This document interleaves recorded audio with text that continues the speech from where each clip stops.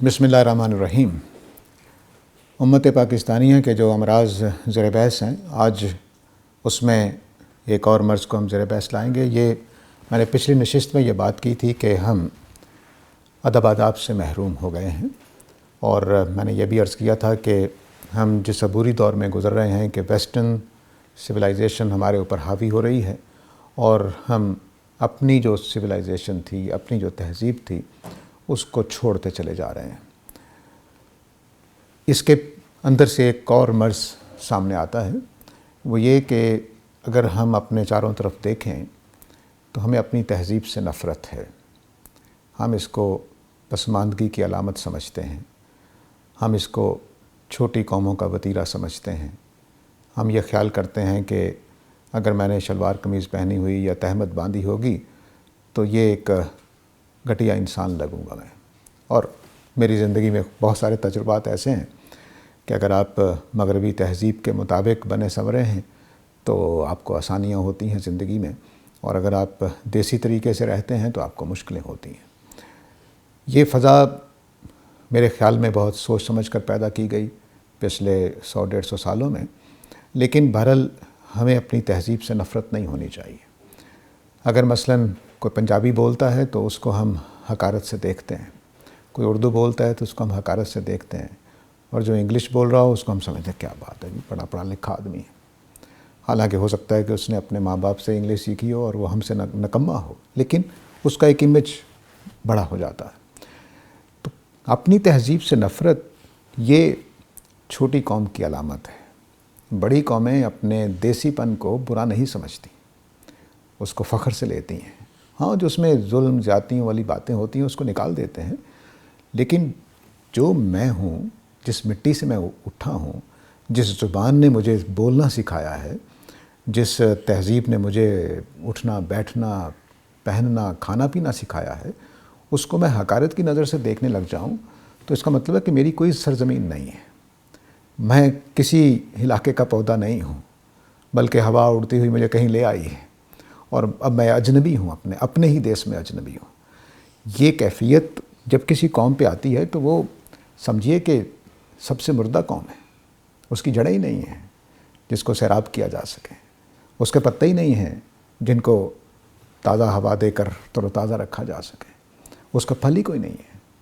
چنانچہ میں اپنی قوم کو ایسے ہی دیکھتا ہوں کہ اس کے ثمرات ختم ہو گئے، اس کی جڑیں کٹ چکی ہیں، اس کے پتے جھڑ رہے ہیں، اس کی شاخیں مردہ ہو رہی ہیں، اس کا پھل ہی کوئی نہیں آ رہا۔ چنانچہ یہاں پر ذہانتیں اللہ تعالیٰ ہر علاقے میں پیدا کرتے ہیں تقریباً برابری۔ یہاں بھی آئنسٹائن پیدا ہو رہے ہوں گے، لیکن بنتا کوئی نہیں ہے، کیونکہ میری جڑیں ہی کوئی نہیں۔ مجھے جہاں سے پانی ملنا تھا سیراب ہونے کے لیے، وہ میں نے راستے سارے بند کر دیے ہیں۔ چنانچہ مجھے پڑھایا جا رہا ہے تو انگریزی میں، مجھے سکھایا جا رہا ہے تو انگریزی میں۔ انگریزی سیکھتے سیکھتے میری آدھی عمر گزر گئی، اور جب وہ چیزیں سمجھ آنی شروع ہوئیں تو میں اپنی وہ عمر کھو چکا تھا جس میں کام کر سکتا تھا۔ اس تہذیبی دوئی نے کہ مجھے پیدا میں کہاں ہوا ہوں، بننا مجھے کیسے ہے، اس ڈویلٹی نے مجھے مار کے رکھ دیا ہے۔ یہ سب سے بڑا مرض ہے میری قوم کا، سب سے بڑا مرض ہے۔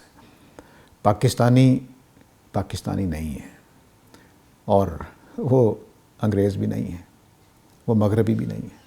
چنانچہ ایک عجیب سا ملغوبہ سا بنا ہوا ہے جس کو سمجھ نہیں آتی کہ اس نے جڑنا کہاں پہ ہے، فٹ کہاں ہونا ہے، بیٹھنا کہاں ہے، اٹھنا کہاں ہے، کچھ پتہ ہی نہیں۔ اس مرض میں سے نکلنا چاہیے۔ ہم ایک بڑی قوم ہیں، پنجابی ہوں، گجراتی ہوں، سندھی ہوں، کوئی ہوں، ہم ایک بڑی قوم ہیں۔ ہمارے اندر وہی صلاحیتیں ہیں جو باقی دوسری قوموں میں ہیں۔ ہماری تہذیب اتنی ہی قیمتی ہے جتنی دوسری تہذیبیں۔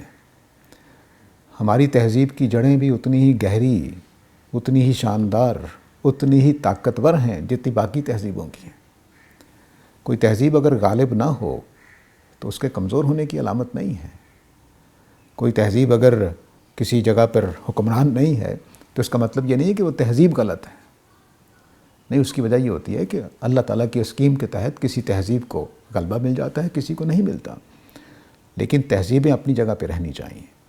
ہماری پنجابی میں، ہماری سندھی میں، ہماری پوٹھوہاری میں اتنے شاندار مضامین موجود ہیں، اتنے تخیلات موجود ہیں، اتنے فلسفے موجود ہیں، اتنی داستانیں موجود ہیں کہ جو شاید مجھے انگریزی میں نظر ہی نہیں آتی، لیکن میری سندھی اور میری پنجابی وہ کہیں کونے میں پڑی ہوئی ہے اور میں انگریزی کرتا رہتا ہوں۔ چنانچہ اب ہمارے بچے جو انگلش میڈیم سکولوں میں پڑھتے ہیں ان کو نہ اپنی تہذیب پتہ ہے نہ انگریزی تہذیب پتہ ہے۔ ان کی آدھی پسند وہ ہے جو وہاں سے وہ سیکھتے ہیں اور آدھی پسند وہ ہے جو ہمارے گھروں سے سیکھتے ہیں۔ چنانچہ ایک ایسی قوم تیار ہو رہی ہے جس کے اندر یکجہتی نہیں ہے، جس کے اندر اپنی جڑوں سے پیار نہیں ہے، جس کو اپنی سرزمین سے پیار نہیں ہے، جس کو اپنی زبان سے پیار نہیں ہے۔ پنجابی قابل نفرت ہے، اردو قابل نفرت ہو گئی ہے۔ تو یہ جو ہم اس المیہ کا شکار ہیں، یہ چھوٹا المیہ نہیں ہے۔ تو میرے خیال میں مذہبی دنیا ہو یا سیاسی دنیا ہو یا سماجی ہو، اس کے پیچھے جو انسان ہے وہ انسان اپنی تہذیب کے اندر سے اس کا فرزند ہوتا ہے، اس کی رگوں میں اس کا خون دوڑ رہا ہوتا ہے، اس کی رگوں میں اس کا ڈی این اے ہوتا ہے جو اس کو تشکیل کر رہا ہوتا ہے۔ ہمارا ایک ڈی این اے ہماری ماں سے آتا ہے، باپ سے آتا ہے، اور ایک ڈی این اے ہمارا کلچر سے آتا ہے۔ میں اس کی اندر ڈھلا ہوا ہوں۔ مجھے وہ چیزیں اگر آپ اس کو دیکھنا چاہیں تو ایک آسانی ہوگی کہ اگر آپ لطیفے جو ہوتے ہیں، لطائف، وہ اگر آپ سندھیوں کے دیکھیں اور پنجابیوں کے دیکھیں بہت مختلف ہوں گے۔ پنجابی جن باتوں پہ ہنسیں گے سندھی نہیں ہنسیں گے، کراچی والے کہہ لیجیے، اردو دان کہہ لیجیے، اور جس پر وہ ہنس رہے ہوں گے اس پر ہم نہیں ہنسیں گے۔ کیوں؟ کیونکہ دونوں کی بنت اور ہے، دونوں کا ڈی این اے اور ہے، کلچرل ڈی این اے، تہذیبی ڈی این اے وہ اور ہے، اور اس کی وجہ سے ہمارے ہنسی کے مواقع اور ہیں، ان کے ہنسی کے مواقع اور ہیں۔ کچھ لطائف یونیورسل ہوتے ہیں، ہر جگہ سمجھ آ جاتے ہیں، لیکن بہرحال اس کے اندر وہ حلاوت، وہ لطافت، وہ مزہ، وہ لطف، وہ کہا نہیں ہوتا جو ہمیں اپنی زبان میں بنے ہوئے لطیفے میں ہوتا۔ تو وجہ کیا ہے؟ وجہ یہ ہے کہ وہ تہذیب میری ہے، میں اس تہذیب میں پلا بڑا ہوں، اس کی باریکیوں سے واقف ہوں، اس کی ضرورتوں سے، اس کے تقاضوں سے، اس کے اندر مس فٹ ہونے والی چیزوں سے واقف ہوں۔ دوسری تہذیبوں مجھے پتہ ہی نہیں ہوگا۔ تو اس طرح سے تہذیب جو ہے وہ مجھے بناتی ہے۔ میں قرآن مجید نے اس کو بیان کیا ہے کہ میں نے قومیں اور قبائل اور شعوب اس لیے بنائے کہ میری پہچان ہو۔ تو پاکستانی ہونا میری پہچان ہے، پنجابی ہونا میری پہچان ہے۔ میں اس کے تفاخر میں بھی مبتلا ہونا چاہیے، جو تکبر اور غرور میں نہ تبدیل ہو، لیکن ایک تفاخر جو میری تہذیب مجھے دیتی ہے وہ ہونا چاہیے۔ مجھے بلے شاہ پر اعتماد ہونا چاہیے، مجھے ہیر رانجھا کی داستان متاثر کرنی چاہیے، اور میں اس کو لے کر دنیا میں کھڑا ہوں کہ یہ میرا لٹریچر ہے جو میں نے تخلیق کیا ہے۔ تو یہ چیز بحال ہونی چاہیے، وگرنہ مجھے لگ رہا ہے کہ ہم ایک ایسی گلوبلائزیشن کی طرف بڑھ رہے ہیں جس میں میں نہیں ہوں گا، آپ نہیں ہوں گے۔ بس ایک گلوبل قسم کا حیوان ہوگا جس کو چند چیزوں سے واقفیت ہے اور باقی چیزوں کا پتہ ہی نہیں۔ وہ چیزوں سے میں محروم ہو جاؤں گا جس کو پڑھ کر میں رو سکوں، جس کو پڑھ کر میں ہنس سکوں، جس کو پڑھ کر مجھے ایک لطیف احساس پیدا ہو، جس کو پڑھ کر مجھے لگے کہ میں اپنی دنیا میں ہوں، اپنے گھر میں ہوں، آسانی میں ہوں۔ وہ دنیا ختم ہوتی چلی جا رہی ہے، اور جب یہ قوموں کے اندر سے ختم ہو جاتی ہے تو وہ پھر بس ایک گلے سڑے ٹھونٹ سوکھے ہوئے درخت کی طرح ہوتے ہیں، جس کو کبھی ہوائیں ادھر لے جاتی ہیں، کبھی ایک ترکھان آ کر اس کو کاٹ کر فرنیچر بنا دیتا ہے۔ تو اگر ہم اس وقت دیکھیں تو ہمارا بھی فرنیچر ہی بن رہا ہے، جو قوم اٹھتی ہے ہمیں استعمال کرتی ہے، کیونکہ ہمیں اپنی جڑوں کا ہی پتہ نہیں ہے۔ جڑوں سے جڑے ہوں گے، سرسبز ہوں گے، تر و تازہ ہوں گے تو کوئی اکھاڑ نہیں سکے گا، لیکن ہم نے خود اپنی جڑیں کاٹی ہیں، خود ان کا خون کیا ہے۔ تو تہذیبی خون میرا خیال ہے کہ کسی قوم کے لیے سب سے بڑا خون ہوتا ہے، اور ہم وہ لوگ ہیں کہ جو خود ہی اپنی تہذیب کو کھا رہے ہیں، خود ہی اس کو کاٹ رہے ہیں، خود ہی اس کو برباد کر رہے ہیں، دوسروں کو کرنے کی کوئی ضرورت ہی نہیں ہے۔ ایک تحریک ہے جو بڑی سوچ سمجھ کے ساتھ چلائی گئی، جس کو اورینٹلزم کی تحریک کہتے ہیں۔ اس کو تصویروں کے ذریعے سے، اس کو فلموں کے ذریعے سے، اس کو کتابوں کے ذریعے سے، اس کو ڈراموں کے ذریعے سے پوری دنیا میں پھیلایا گیا، صرف مسلمانوں کے لیے نہیں، پنجاب کے لیے نہیں، پوری دنیا کے لیے۔ اگر آپ اس تحریک کو اٹھا کر دیکھیں تو اس میں آپ کو گورا ایک بہترین انسان دکھایا جائے گا۔